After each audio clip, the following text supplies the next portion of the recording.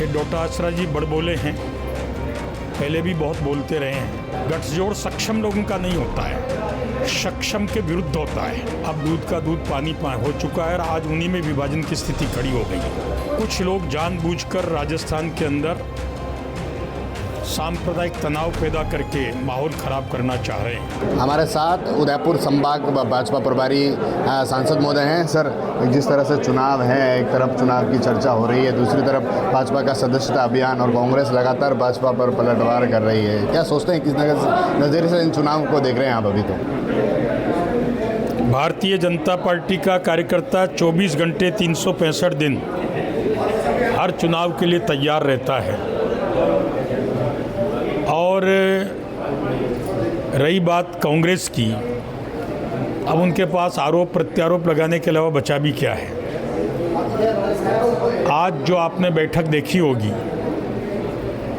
90-95% booth के कार्यकर्ता आज की बैठक में उपस्थित रहे। और जो कार्यकर्ताओं को और बूथ अध्यक्षों की जो बॉडी लैंग्वेज थी, और हमारे जो राष्ट्रीय प्रभारी राधा मोहन दास जी और हमारे आदरणीय मदन जी राठौड़ साहब ने जिस प्रकार से कार्यकर्ताओं के साथ संवाद स्थापित किया, मैं राजस्थान की 6 विधानसभा में से सर्वाधिक मतों से जीतने वाली सीट सलूम्बर मानता हूं, क्योंकि मैं सलूम्बर से थोड़ा बहुत परिचित हूं और संभाग प्रभारी के नाते यहाँ के कार्यकर्ताओं के संपर्क में रहता हूं। हर कार्यकर्ता प्रचंड जीत के लिए कमर कसे हुए। वैसे आप प्रभारी भी रहे हैं उदयपुर के, लेकिन अब तीसरा मोर्चा जो एक बार यहाँ पर बनकर उभर गया है, वागड़ हो, मेवाड़ हो, और पिछले जो 23 के चुनाव हो जिसमें 50% वोट पहली बार कैंडिडेट आता है, 50,000 वोट लाता है, 25% वोट शेयर ले आता है। तो अब क्या रणनीति है? क्योंकि एक तरफ जो 3 जो चुनाव रहे हैं उनमें गढ़ रहा हो भाजपा का, और अब उनके निधन के बाद देखिए, कांग्रेस और बाप का गठजोड़ पहले भी था, आज भी है, भविष्य में भी रहेगा। गठजोड़ सक्षम लोगों का नहीं होता है, सक्षम के विरुद्ध होता है।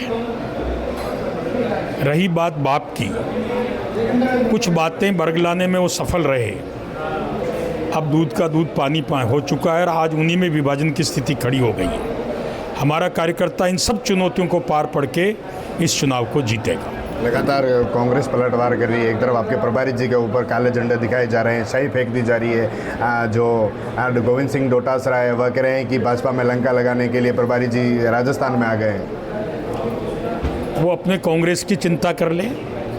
ये डोटासरा जी बड़बोले हैं, पहले भी बहुत बोलते रहे हैं। फिर उनके रहते हुए कांग्रेस की सरकार क्यों गई, क्यों भारतीय जनता पार्टी प्रचंड बहुमत से यहाँ काबिज हो गई। इसलिए कौन क्या बोल रहा हमारे लिए चिंता का विषय नहीं है।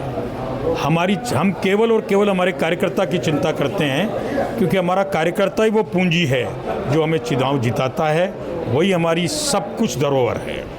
कानून व्यवस्था पर राजस्थान में लगातार सवाल उठ रहे हैं। आपके भीलवाड़ा की घटना हो, उदयपुर की घटना हो, या फिर जयपुर में जो कल घटना हुई हो, जोधपुर में जो लगातार दुष्कर्म के मामले आ रहे हैं, लगातार कांग्रेस पलटवार कर रही है। एक तरफ पश्चिम बंगाल में जो घटना है वहाँ पर भाजपा विरोध कर रही है, तो राजस्थान में इस तरह की घटनाएं कानून व्यवस्था पर भी सवाल उठने लगे।